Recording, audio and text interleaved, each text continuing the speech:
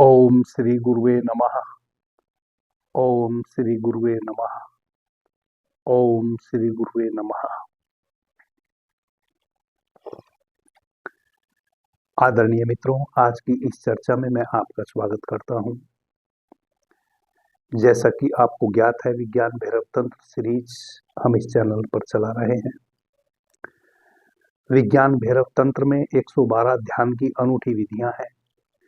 आदरणीय मित्रों, विज्ञान भैरव तंत्र में जो ध्यान की विधियां हैं, जो भगवान भैरव के द्वारा माता भैरवी को बताई गई हैं, वह इस जगत की सबसे सरल और सहज ध्यान की विधियां हैं। थोड़े से प्रयास से, थोड़े से अभ्यास से जो साधक ध्यान में गति करना चाहते हैं, समाधि में प्रवेश करना चाहते हैं, भीतर के परम प्रकाश से जुड़ना चाहते हैं, भगवान भैरव को उपलब्ध होना चाहते हैं, या कहें कि भगवान शिव के लोक में प्रवेश करना चाहते हैं, वह बहुत ही सहज रूप से इन सरलतम विधियों से ध्यान की अंतिम ऊंचाइयों को छू सकते हैं। आदरणीय मित्रों, आज की जो तंत्र सूत्र की छठी यह विधि है, यह इतनी सरल है कि इस जगत में इससे सरल और दूसरी विधि कोई हो नहीं सकती। जैसा कि आप सभी जानते होंगे, सुने होंगे, पढ़े होंगे, हमारे शरीर में 7 चक्र हैं, जिसमें पहला जो चक्र है वह मूलाधार चक्र है, और 7वां जो चक्र है वह हमारा सहस्त्रार चक्र है। भगवान भैरव इस विधि में कह रहे हैं कि हे भैरवी, हे देवी, एक विद्युत की तरह चमकीला प्रकाश हमारे मूलाधार चक्र में कुंडलिनी के रूप में स्थित है, जहां असीम शक्तियां सोई पड़ी हैं। उस परम प्रकाश को जो साधक अपने चिंतन में लाता है, अपने ध्यान में लाता है, वह सहज रूप से मुझ भैरव को जान पाता है। वह मेरे उस विश्व स्वरूप को देख पाता है। भैरव इस विज्ञान भैरव तंत्र के छठे ध्यान के सूत्र में एक श्लोक के माध्यम से कहते हैं, उदय गच्छन्ति तड़ीद रूपाम प्रति चक्रम कर्मात् कर्मम उधर्व मुष्टि तड़ियम यावते तावदंते महोदया। भगवान भैरव इस सूत्र में भैरवी से कह रहे हैं, हे भैरवी, जो शक्ति है वह विद्युत स्वरूप बिजली के समान चमकने वाली मूलाधार चक्र से सुषुम्ना मार्ग के माध्यम से चलती हुई, उधर्व गमन करती हुई, 6 चक्रों को भेदते हुए, 6 चक्रों को भेदते हुए ब्रह्मरंध्र तक पहुंचती है। जो योगी इसका इस रूप में चिंतन करते हैं, वह मुझ भैरव को उपलब्ध हो जाते हैं। यह इस श्लोक का अर्थ है। आदरणीय मित्रों, भगवान भैरव भैरवी से कह रहे हैं कि विद्युत के समान, बिजली की तरह चमकने वाली जो ऊर्जा शक्ति है, वह मूलाधार चक्र से उधर्व गमन करते हुए हमारे 6 चक्रों को भेदते हुए ब्रह्मरंध्र तक पहुंचती है, और जब वह ऊर्जा ब्रह्मरंध्र तक पहुंचती है, उसका उसी रूप में जो चिंतन करेंगे, ध्यान करेंगे, स्वाद शांत से ऊपर उठते हुए मुझ भैरव में विलीन हो जाती है, प्रकाशित होती है, वही मेरा स्वरूप है। आदरणीय मित्रों, यह बहुत ही सहज ध्यान की विधि है। जैसा कि आप जानते हैं, हमारे मूलाधार चक्र में हमारी कुंडलिनी शक्ति सोई पड़ी है। उस कुंडलिनी शक्ति को जगाने के अनेकों उपाय हैं, अनेकों प्रयत्न हैं। अनेकों प्रकार से कुंडलिनी शक्ति को जगाया जा सकता है। जब हम हठ योग के द्वारा साधना करते हैं, हठ योग का भी केवल उद्देश्य कुंडलिनी शक्ति को जागृत करके सुषुम्ना नाड़ी से ब्रह्मरंध्र से होते हुए सहस्त्रार चक्र से उस ऊर्जा को इस ब्रह्मांड में फैलाना ही एकमात्र मकसद होता है। एक साधक अपनी कुंडलिनी शक्ति को जागृत करते हुए, उसकी ऊर्जा को उधर्व गमन करते हुए, प्रत्येक चक्र से जब कुंडलिनी की शक्ति उधर्व गमन होती है, प्रत्येक चक्र को भेदते हुए हमारे आज्ञा चक्र से हमारे ब्रह्मरंध्र में प्रवेश करती है, और ब्रह्मरंध्र से जब वह कुंडलिनी शक्ति इस पूरे ब्रह्मांड में प्रकाशमान होती है, हठ योगी का वही उद्देश्य होता है। तब हमें अद्भुत अद्भुत अनुभव होते हैं जो इस जगत के नहीं हैं, जो उस परमात्म लोक के हैं, जो उस ब्रह्म के हैं। साधना का उद्देश्य उस ब्रह्म को जानना ही है। आप किसी भी प्रकार की साधना करें, आप ध्यान के माध्यम से उस ब्रह्म में प्रवेश करें, भक्ति योग के माध्यम से उस ब्रह्म में प्रवेश करें, सहज योग के माध्यम से उस ब्रह्म लोक में प्रवेश करें, हठ योग के माध्यम से उस ब्रह्म लोक में प्रवेश करें। एकमात्र साधक का उद्देश्य होता है उस ब्रह्म में प्रवेश, उस चैतन्य में प्रवेश। और जैसा कि पीछे हमने विज्ञान भैरव तंत्र की जो अभी तक 5 चर्चाएं की हैं, 5 सूत्रों पे हमने विचार किया है। शक्ति के 2 पोल हैं, धनात्मक और ऋणात्मक। जब हम हठ योग के माध्यम से साधना करते हैं तो हम धनात्मक और ऋणात्मक ऊर्जा को एक साथ अपने नाभि केंद्र तक लाते हैं। अपनी अपान वायु, प्राण वायु और समान वायु तीनों का हमारी नाभि केंद्र में मिलन होता है। वहां से अपान वायु, प्राण वायु को सुषुम्ना नाड़ी में धकेलती है, और जब प्राण सुषुम्ना नाड़ी में प्रवेश कर जाता है, फिर वह सभी चक्रों को भेदते हुए हमारे द्वादशांश से होते हुए सहस्त्रार चक्र में परिभ्रमण करता है, और वहां से प्राण इस पूरे ब्रह्म में अपने आप को विलीन करता है। जो प्राण तत्व श्वास के माध्यम से भीतर आ रहा है, उसी प्राण तत्व को हम अपनी सुषुम्ना नाड़ी के माध्यम से ब्रह्मरंध्र से निकालते हुए अपने सहस्त्रार चक्र से उसी प्राण को जब इस ब्रह्म में विलीन कर देते हैं, यह साधना का अंतिम चरमोत्कर्ष घटना होती है। यह हठ योग की साधना है। लेकिन केवल उस प्राण शक्ति को, वह जो मूलाधार चक्र में शक्ति, भैरवी शक्ति है, उसको ब्रह्मरंध्र से मार्ग देने के लिए, यानी कि उसको जागृत करने के लिए और अनेकों रास्ते हैं। यहां परोक्ष रूप से भगवान भैरव आपकी कुंडलिनी जागरण की ही सूत्र में बात कर रहे हैं। भगवान भैरव कह रहे हैं कि हे देवी, जो शक्ति है, जैसा कि पीछे हमने चर्चा की, आप समझे होंगे कि शक्ति भैरवी है। एक चेतन तत्व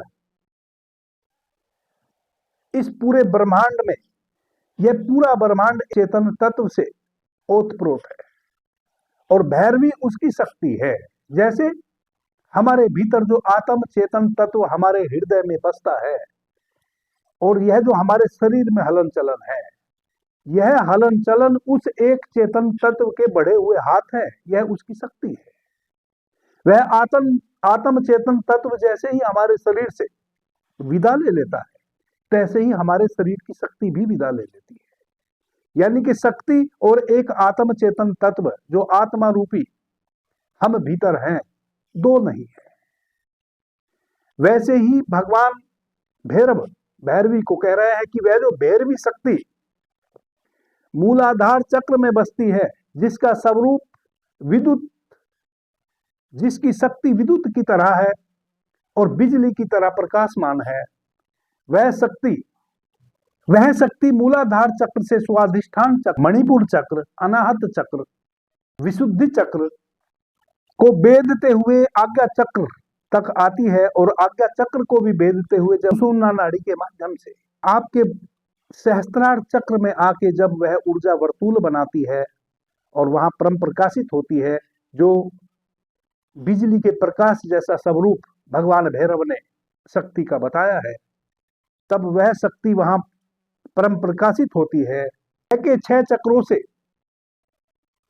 उनका अतिक्रमण करते हुए अपनी सुषुम्ना नाड़ी के माध्यम से सहस्त्रार चक्र तक ले आते हैं, और सहस्त्रार चक्र पे आके जब वह हमारे ब्रह्मरंध्र में ऊर्जा वर्तुल में फैलती है, वही मेरा स्वरूप है।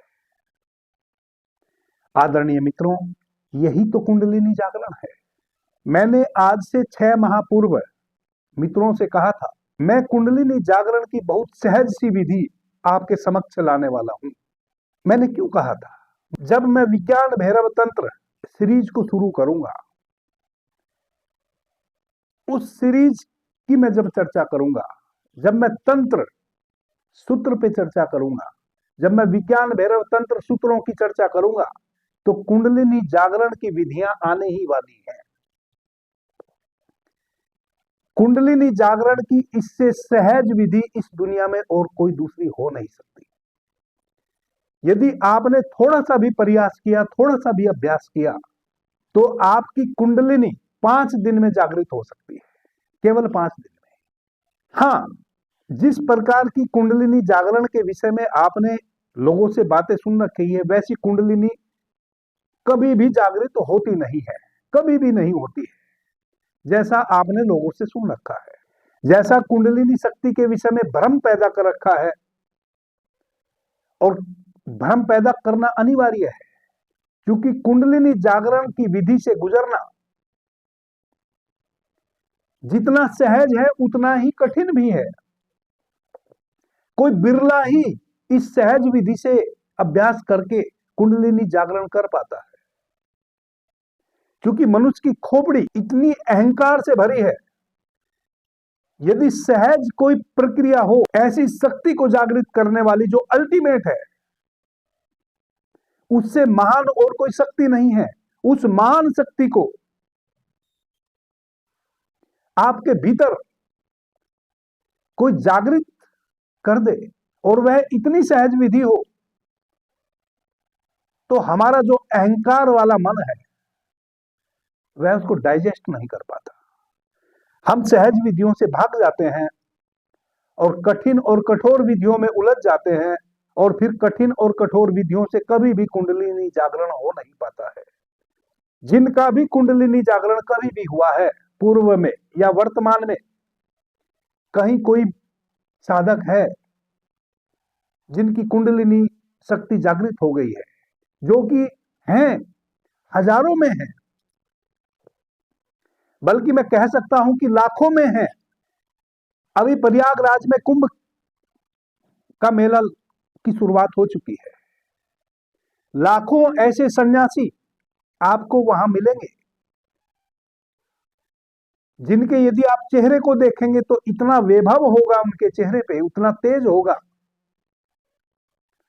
लेकिन यदि आप अपनी सांसारिक दृष्टि से उनको देखेंगे तो उनके शरीर पे कपड़े भी नहीं होंगे, ना कोई आभूषण होगा, ना कोई साज सज्जा होगी। वह अपनी कुंडलिनी शक्ति उनकी जागृत हो गई है और अपनी मस्ती में है, और अपनी मस्ती में इस कदर है कि उनको और किसी से कोई लेना ही देना नहीं है। वह उस आनंद में है। कुंडलिनी शक्ति को जब हम प्राप्त हो जाते हैं, हम उस आनंद के लोक में प्रवेश कर जाते हैं, हम उस भैरव के लोक में प्रवेश कर जाते हैं। अभी कुंभ में 20 लाख नागा साधु जो भैरव के रूप में मिलेंगे, लगभग उनके कुंडलिनी सबकी जागृत है।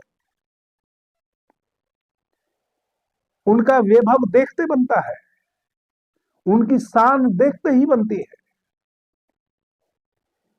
और जिनकी भी कुंडलिनी जागरण हुई है, वह जब भी हुई है सहज रूप से ही हुई है।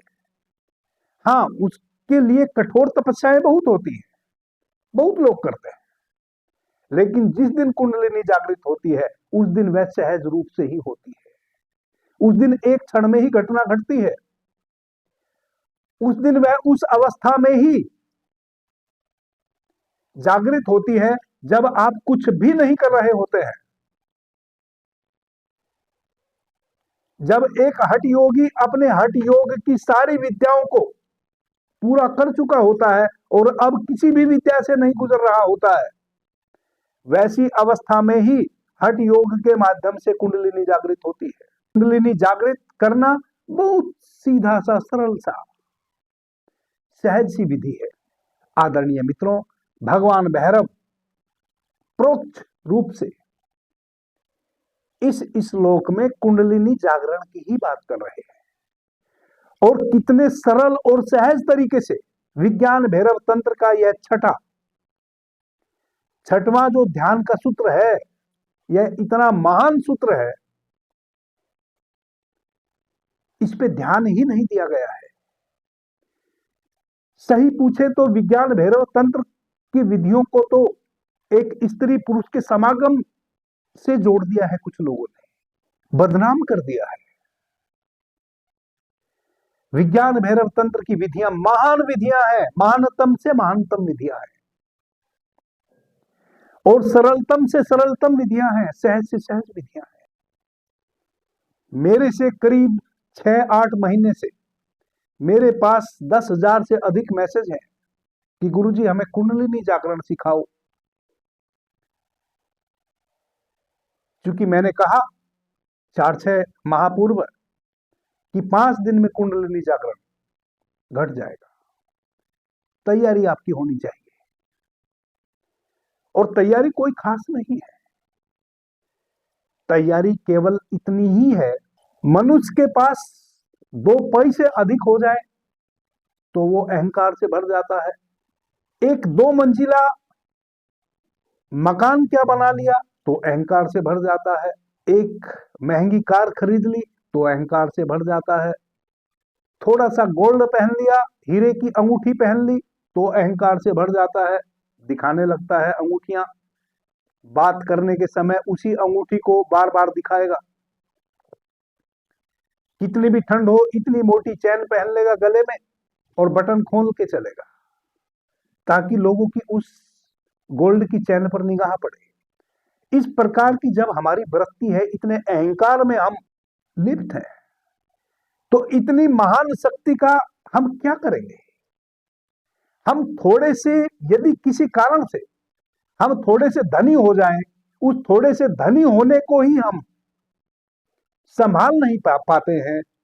उस थोड़े से धन को प्राप्त करने के उपरांत ही हम मद में चूर हो जाते हैं, अहंकार में ग्रस्त हो जाते हैं। ठंड के दिनों में भी अपनी शर्ट के बटन खोल के अपनी उस गोल्ड की चैन को दिखाते हैं, और जबकि हम अच्छे से जानते हैं कि हम उस चैन को किसी जरूरतमंद को देंगे नहीं। क्यों दिखा रहे हो जब किसी को दोगे नहीं? जब वह तुम्हारी चैन किसी के काम आने वाली नहीं है तो किसको दिखा रहे हो, क्यों दिखा रहे हो? लेकिन अहंकार ऐसा है, वह मजबूर करता है ताकि लोग हमें माने कि मैं कोई छोटा मोटा आदमी नहीं हूं, मैं बहुत धनाढ्य हूं, मैं बहुत बड़ा आदमी हूं। कोई बड़ा आदमी तब होता है जब उसके बड़े होने का किसी छोटे व्यक्ति को लाभ होता हो, वरना तो आप बड़े बने घूमे, आपके बड़े होने से किसी को क्या लेना देना। आप कितने भी बड़े धनपति हो जाएं, यदि आपका धन कभी किसी गरीब के काम ना आया हो और ना आ सकता हो, तो आपके धनाढ्य होने से, आपकी अमीरी से उस गरीब को भला क्या लेना देना। लेकिन फिर भी आप उसको अपनी लाखों की हीरे की अंगूठी दिखाएंगे, वही दिखा दिखा के बात करेंगे।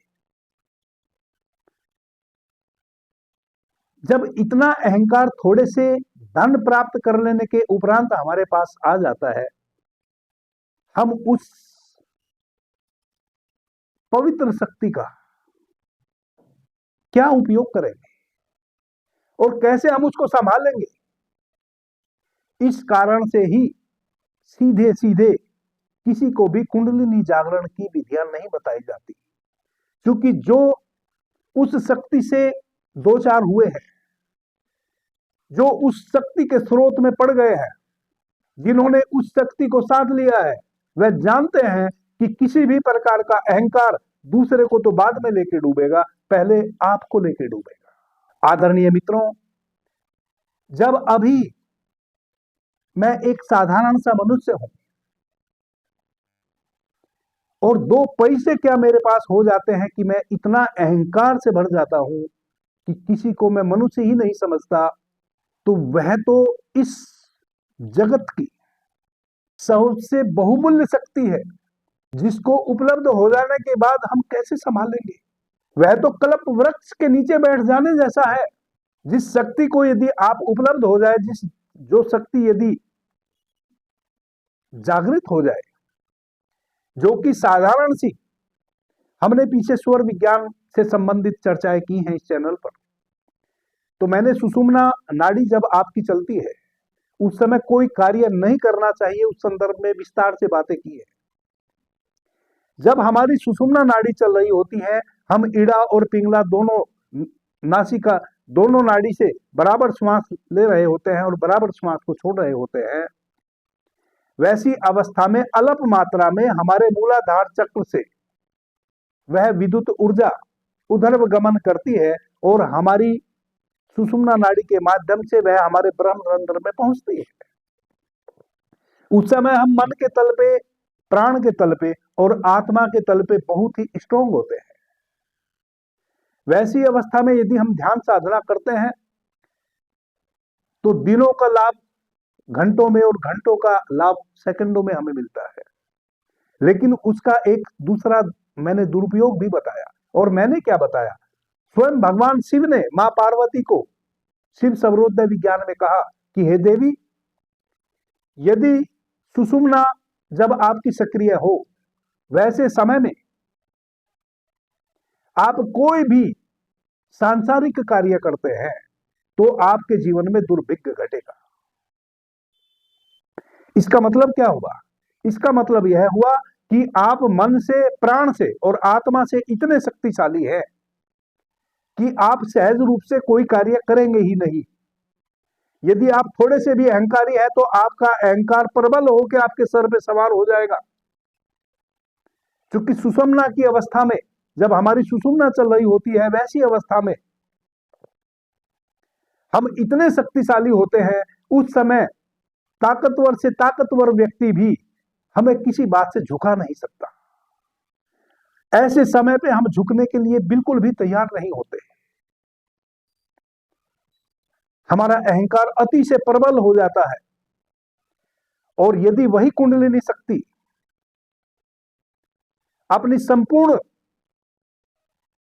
शक्तियों के साथ जागृत हो जाए, तब हमारा क्या होगा? हम तो थोड़े से धन से ही इतरा जाते हैं। किसी को थोड़ा सा सौंदर्य क्या मिल गया कि हम तो अपने सौंदर्य का ही अहंकार पाल लेते हैं।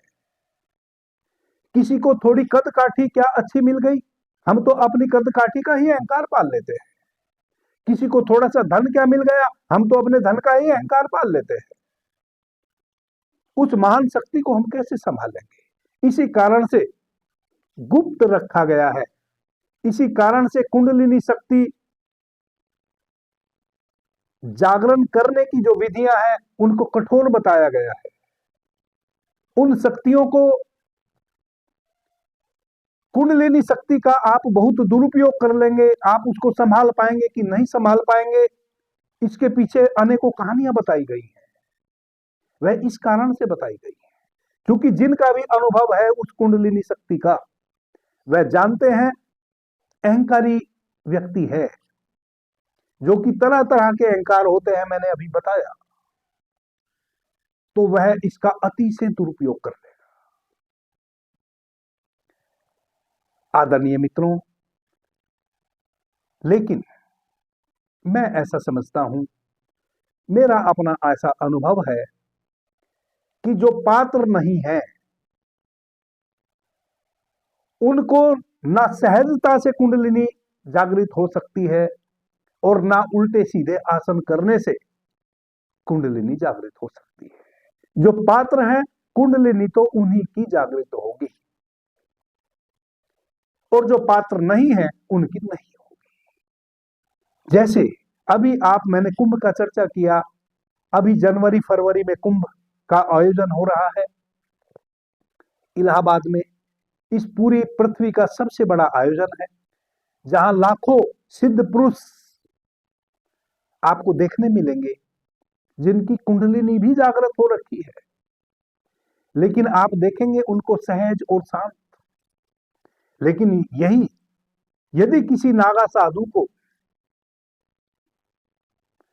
छेड़ दिया जाए तो फिर आप देखेंगे उसका रौद्र रूप। तब एक एक नागा साधु हजारों हजारों हजार लोगों से भी नहीं संभल सकता, क्योंकि शक्ति उसके पास पर्याप्त है, लेकिन वह उस शक्ति का आनंद उठा रहा है भीतर। उसके पास किसी भी प्रकार का कोई अहंकार नहीं है। एक नागा साधु के चेहरे पे आपको शालीनता मिलेगी, सहजता मिलेगी, निष्कलंकता मिलेगी। उसकी आंखों में आपको किसी भी प्रकार का कलंक नहीं दिखेगा, क्योंकि वह उस शक्ति से ओतप्रोत है। वही यदि उसको छेड़ दिया जाए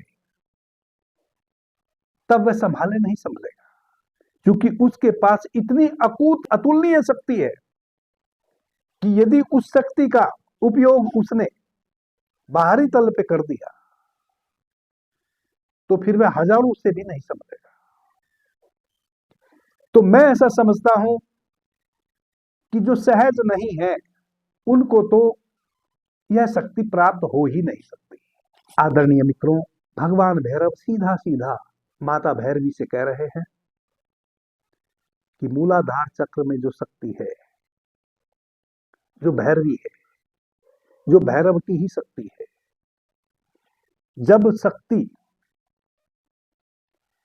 जब नेगेटिव और पॉजिटिव दो पोल आपस में मिलते हैं तो एक विस्फोट होता है, और वही महान विस्फोट जब आपके भीतर ऊर्जा के तल पे होता है तब वह महान अनुभव आपको होता है जो इस जगत का नहीं है, जो पारलौकिक है। भैरव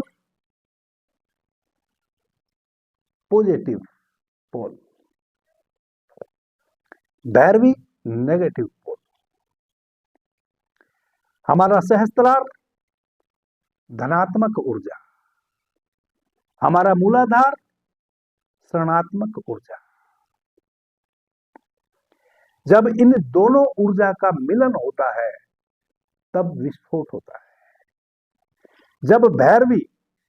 जब कुंडलिनी शक्ति, भैरवी रूपी कुंडलिनी शक्ति 6 चक्र को बेधते हुए उस भैरव के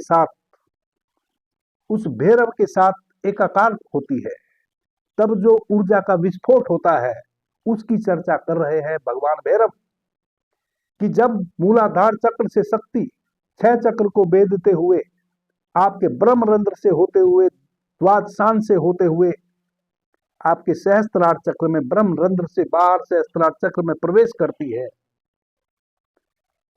वह मेरा लोक है। और जब उसमें वह शक्ति प्रवेश करती है तो एक विस्फोट होता है। और वह विस्फोट कैसा होता है?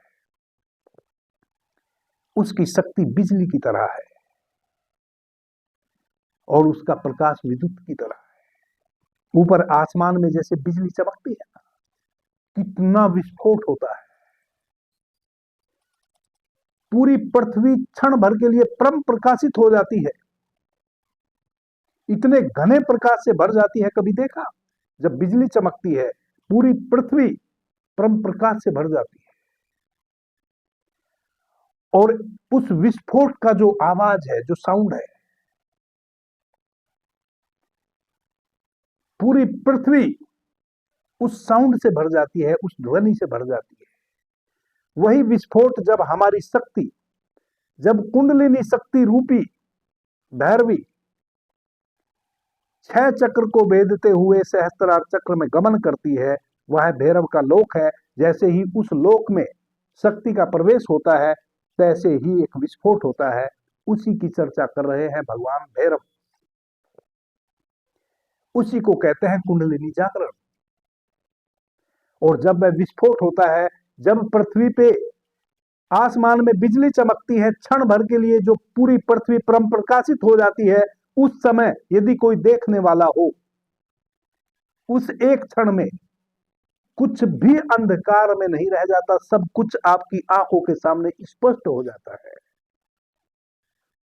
वैसे ही जब वह आपके सहस्त्रार चक्र में, ब्रह्म रंध्र से जब वह ऊर्जा ऊपर उठेगी और आपके सहस्त्रार में जो भैरव का लोक है उसमें प्रवेश करेगी, एकाकार करेगी, ऊर्जा का विस्फोट होगा, वह अनुभव होगा, पारलौकिक होगा। जब आपके समक्ष कुछ भी अंधेरे में नहीं रह जाएगा, जब आपके समक्ष सब कुछ क्लियर हो जाएगा, जब इस पूरे ब्रह्मांड का सारी कथा कहानी आपके सामने होगी, कुछ भी आपसे अनभिज्ञ नहीं रह जाएगा। सही कहें, सच कहें तो आप उस समय स्वयं भैरव हो जाएंगे। उसी को भैरव कह रहे हैं कि हे देवी, वह शक्ति आपके द्वादशान से ऊपर उठकर परम चेतन स्वरूप महाभैरव को प्राप्त होती है, तब आप स्वयं उस भैरव के रूप हो जाते हैं। वही वह साधक की अवस्था होती है जब वह कहता है अहम ब्रह्मा अस्मि, मैं ही ब्रह्म हूं। वह अवस्था होती है जब एक कबीर कहता है कि बूंद समानी समुद्र में सोकत हेरी जाऊं। याद है ना, कबीर दास जी एक ही बात को दो प्रकार से कहते हैं। पहले कहते हैं कि हेरत हेरत हे सखी गया कबीर हिराए, बूंद समानी समुद्र में सोकत हेरी जाए। हे सखियों, हे मित्रों, अब जो कबीर नाम की बूंद थी वह समुद्र में समा गई। वह जो गंगा थी वह गंगा सागर में समुद्र में मिल गई और समुद्र हो गई। अब गंगा स्वयं को कहां खोजे समुद्र में? अब तो गंगा समुद्र हो गई। अब तो कबीर का अस्तित्व ही ना बचा। अब तो कबीर की बूंद सागर में विलीन हो गई और सागर हो गई। लेकिन एक समय वैसा भी आया, फिर कबीर ने क्या कहा? कबीर कहता है कि हेरत हेरत हे सखी गया कबीर हिराई, और समुद्र समाना बूंद में सोकत हेरी जाए। अब कबीर कह रहे हैं कि मेरी बूंद समुद्र में समाई हो, ऐसा नहीं है, समुद्र ही आके मेरी बूंद में समा गया। अब मैं अपने आप को कहां खोजूं? अब कबीर को मैं कहां खोजूं? अब तो कबीर समुद्र ही हो गया, क्योंकि पूरा का पूरा समुद्र ही उठ के आ गया और मेरी उस बूंद में समा गया जो कबीर रूपी थी, जो कबीर का अस्तित्व, जो चेतन रूपी कबीर भीतर था, जो कबीर की चेतना थी, वह उस चेतना में ही पूरा ब्रह्म आके समा गया, पूरा समुद्र आके समा गया। कबीर कहीं नहीं बचा। वही वह अवस्था है। और भैरव कहते हैं कि इस अवस्था को आप बड़े सहज रूप से प्राप्त कर सकते हैं। कैसे? मेरे उस परम प्रकाश रूप का ध्यान करते हुए अपने मूलाधार चक्र से सहस्त्रार चक्र तक, हे देवी, मेरे उस प्रकाश रूप का ध्यान करते हुए, चिंतन करते हुए जो साधक इस रूप में उसको समझता है, वह मेरे उस स्वरूप को जान लेता है। यही कुंडलिनी जागरण का सूत्र है। अब करना क्या है? जो भी आसन आपको सधा हुआ हो उस आसन में शांति से बैठ जाए। अपने हाथों को भैरव मुद्रा में रख लें, ताकि आपकी उंगलियों के माध्यम से बाहर बहती हुई ऊर्जा आपके भीतर ही एक वर्तुल बना ले, बाहर ना बहे। अपनी पलकों को गिर जाने दीजिए, कोई दबाव आपकी पलकों पे ना हो। अपने पूरे होश को अपने मूलाधार चक्र में लेके जाइए। मूलाधार चक्र कहाँ है? हमारा जो यह मेरुदंड है, जिसको हम रीढ़ कहते हैं, यह जहां नीचे, जहां से इसकी शुरुआत हुई है, हमारे गुहिया प्रदेश में, जस्ट हमारे सेक्स सेंटर के पीछे, वहां अपने होश को लेके जाएं। आदरणीय मित्रों, जैसा कि मैंने पीछे बहुत सी ध्यान की विधियों पर चर्चा की है अपने इस चैनल में, और मैंने समझाने का प्रयास किया है, जिस चीज पर भी हम ध्यान अपना लगाते हैं उस चीज की गुणवत्ता बदल जाती है। आप अपनी सांसारिक बाहरी चीजों में ध्यान लगाइए, गुणवत्ता बदल जाएगी। आप जिस कार्य को भी करते हैं, जब उसको ध्यान पूर्वक करते हैं तो 100% उस कार्य को आप उसी अनुरूप पूरा कर पाते हैं जिस अनुरूप वह होना चाहिए था। कोई त्रुटि उसमें बच नहीं पाती। यही ध्यान का विज्ञान है। जब एक स्टूडेंट अपनी पुस्तकों को ध्यान से पढ़ता है, उसकी एक टेक्निक है पढ़ने की, तो उस पुस्तक में लिखे जो अक्षर हैं वह अपने आप उठ उठ के उसकी आंखों से उसके मस्तिष्क में समाने लगते हैं। फिर उसको पढ़ना नहीं पड़ता, फिर समुद्र उसकी आंखों से भीतर आने लगता है और उसकी मेमोरी में एकत्रित होने लगता है। मैं तो ऐसे ही पढ़ता हूं। जहां भी हम ध्यान को लगाते हैं उसकी गुणवत्ता बदल जाती है, एक बात। दूसरी बात, आप किसी भी चीज को ध्यानपूर्वक देखें। मैंने पीछे बहुत सारे विज्ञान ध्यान का बताया है। आप एक पौधे को भी यदि निरंतर ध्यान से उसके पास 5 मिनट प्रतिदिन सुबह में बैठ के उसको निहारेंगे तो वह पौधा बाकी पौधों की अपेक्षा अधिक बढ़ेगा कम समय में। उस पे पुष्प आएगा तो वह भी बड़ा होगा, यानी कि उसकी गुणवत्ता चेंज हो जाएगी। आपके मूलाधार चक्र में आपकी कुंडलिनी शक्ति बसती है। आप पूरे अपने होश को शांति से बिल्कुल रीढ़ सीधी करके बैठ जाइए, किसी भी आसन में बैठ जाइए। सबसे पहले तो आप इन चारों में से किसी एक आसन को साध लें। आप वज्रासन को साध लें, सिद्धासन को साध लें, पद्मासन को साध लें या सुखासन को साध लें। कोई एक आसन आपको सदा हुआ होना चाहिए। सबसे पहले किसी भी विधि से गुजरने से पहले आप किसी आसन में निरंतर बैठने की कोशिश करें। आसन साधने की विधि क्या है कि जब भी आप अपने घर में, ऑफिस में, कहीं भी बैठे हो, जिस आसन को आपने साधना है उस आसन में बैठने की कोशिश कीजिए। जितना अधिक से अधिक समय तक आप पूरे दिन में उस आसन में बैठने की कोशिश करेंगे, भोजन ग्रहण कर रहे हो तो उस आसन को अपनाएं, किसी से बातचीत कर रहे हो यदि संभव हो तो उस आसन में बैठ के बातचीत करें। तो अधिक से अधिक समय तक जब आप किसी एक आसन का इस प्रकार से उपयोग करेंगे, प्रयोग करेंगे, तो वह आपको धीरे धीरे सध जाएगा। फिर उस आसन में आप घंटों बैठेंगे तो आपको कोई तकलीफ नहीं होगी।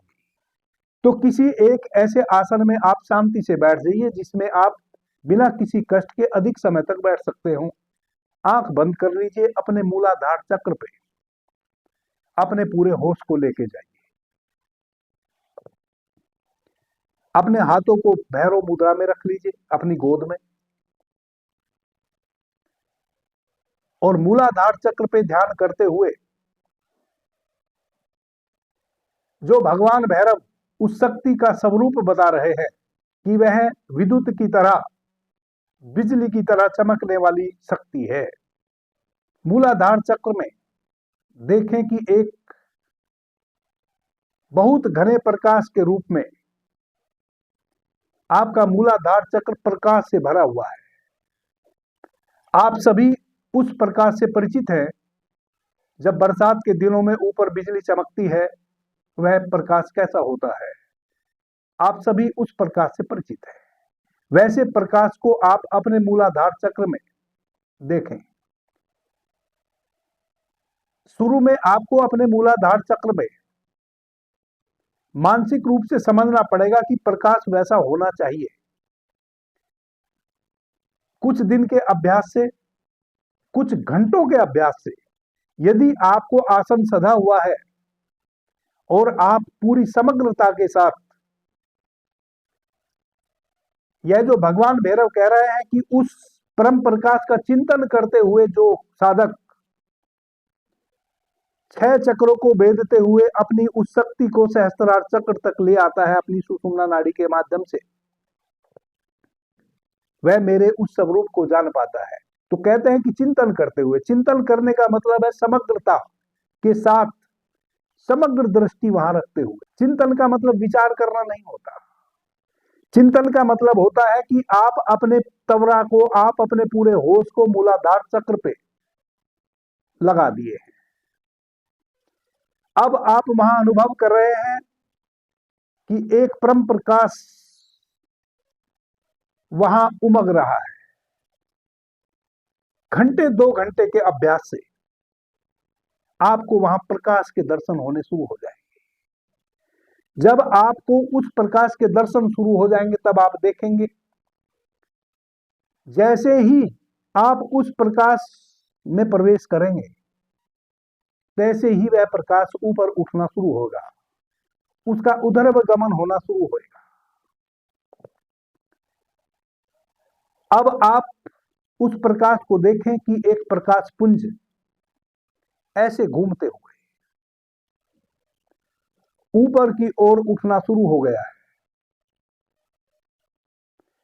आपके मूलाधार चक्र से स्वाधिष्ठान चक्र पे आ गया है, जो नाभि के नीचे है। आपके मूलाधार और नाभि चक्र के बीचों बीच आपके स्वाधिष्ठान चक्र में वह ऊर्जा प्रवेश कर गई है। अब और उदर्व गमन हुआ आपके मणिपुर चक्र, जिसको हम नाभि चक्र भी कहते हैं, वह ऊर्जा आपके नाभि चक्र तक गति करते हुए ऊपर उठ रही है, एकदम बिल्कुल रजत रज्जु की तरह। आपने कभी पुराने घरों में छोटी छोटी हवा के लिए आलियां देखी होंगी दीवालों में, या गांव देहात में पहले रसोई बनती थी, किचन बनता था, उसमें धुआं निकलने के लिए एक आला छोड़ दिया जाता था, एक सुराग कर दिया जाता था दीवार में। जब बाहर सूर्य निकलता था तो सूर्य का प्रकाश उस दीवार के उस छिद्र से भीतर प्रवेश करता था, और वह ऐसे एक रजत रज्जु की तरह, जैसे इंद्रधनुष बनता है ऊपर आसमान में, वैसे बिजली की चमक जैसे प्रकाश से युक्त वह ऐसे हमारे उस घर में आया हुआ होता है। वैसा ही एक रजत रज्जु की तरह वह प्रकाश, जिसकी चर्चा भगवान भैरव कर रहे हैं, आपके मूलाधार चक्र से ऊपर उठना शुरू हुआ, आपके मणिपुर चक्र तक आया। मणिपुर चक्र से अनाहत चक्र, जो आपका हृदय है, विशुद्धि चक्र, विशुद्धि चक्र से होते हुए आपके आज्ञा चक्र तक, विशुद्धि चक्र से आपके आज्ञा चक्र तक वह रजत रज्जु की तरह ऊर्जा आपके आज्ञा चक्र तक आई। आज्ञा चक्र से अब वह आपके ब्रह्मरंध्र में, जो आपका यह जहां हम चोटी रखते हैं, जब हम सर घुटवा लेते हैं, उस तरह सिर पे फिरवा देते हैं, तो यहां हम चोटी रखें या ना रखें, यह हमारा एक यहाँ चक्र होता है, इसको कहते हैं ब्रह्मरंध्र। यह हमारी रीढ़ का अंतिम छोर होता है, हमारे मेरुदंड का, वह यहां समाप्त होता है। जहां सनातनी लोग एक चोटी लगते हैं, एक शिखा रखते हैं, वह शिखा रखने का भी एक वैज्ञानिक कारण था, अब तो शिखा रखनी ही बंद कर दी है, ताकि हमें अपने उस ब्रह्मरंध्र का निरंतर होश बना रहे, इस कारण से ही शिखा रखी जाती थी। तो ये हमारा एक चक्र है। यहाँ आप यूं भी इसको देख सकते हैं, किसी का भी यहाँ एक चक्र बना हुआ है। आपके जो बाल है, आपके जो केस है, ये भी एक चक्राकार यहाँ होते हैं। अब आपके आज्ञा चक्र से वह आपके ब्रह्मरंध्र तक आ गई है, और सने सने अब वह ब्रह्मरंध्र से आपके सहस्त्रार चक्र में गति करने लगी है। जब वह ऊर्जा, वह शक्ति आपके ब्रह्मरंध्र में, ब्रह्मरंध्र से बाहर आपके सहस्त्रार चक्र में वर्तुल बनाती है, तब उसमें एक विस्फोट होता है। वह जो आपको अनुभव होगा वह है कुंडलिनी शक्ति जगने के बाद का पारलौकिक अनुभव। इस प्रकार से सहज रूप से आपकी कुंडलिनी शक्ति जागृत हो जाती है। उसी कुंडलिनी शक्ति की चर्चा भगवान भैरव भैरवी से यहां कर रहे हैं। कितने साधारण और सरल तरीके से आप अपने मूलाधार चक्र में सोई हुई उस कुंडलिनी शक्ति को जागृत करते हुए आपके 6 चक्रों से वह ऊपर गति करती हुई, जब वह ऊपर गति करेगी तो आप देखेंगे कि आपका जो मेरुदंड है, इसमें वह ऐसे ऊर्जा नाचती हुई, आपको केवल उसके प्रति चिंतन करना है।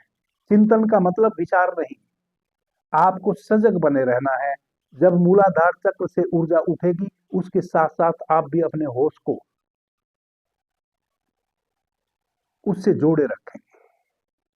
चिंतन का मतलब समग्र रूप से आप उस ऊर्जा के साथ हैं, आप पूरी अवेयरनेस के साथ, आप पूरे होश के साथ, उस ऊर्जा के साथ आप भी ऊपर बहते जा रहे हैं। जब उस ऊर्जा का विस्फोट आपके ब्रह्म रंध्र से बाहर आपके सहस्त्रार चक्र में होगा, वह घटना अद्वितीय होगी। वही कुंडलिनी शक्ति है, वही कुंडलिनी शक्ति के पारलौकिक अनुभव है जो वहां आपको घटेंगे। आदरणीय मित्रों, इस प्रकार से 112 जो यह विज्ञान भैरव तंत्र की विधियां हैं, आपको आपसे जोड़ती चली जाती है। अभी के लिए इतना ही। आपने मुझे ध्यान से, प्रेम से सुना, उससे मैं बहुत अनुग्रहित हूं। सभी मित्रों को मेरा प्रणाम, धन्यवाद। हर हर महादेव।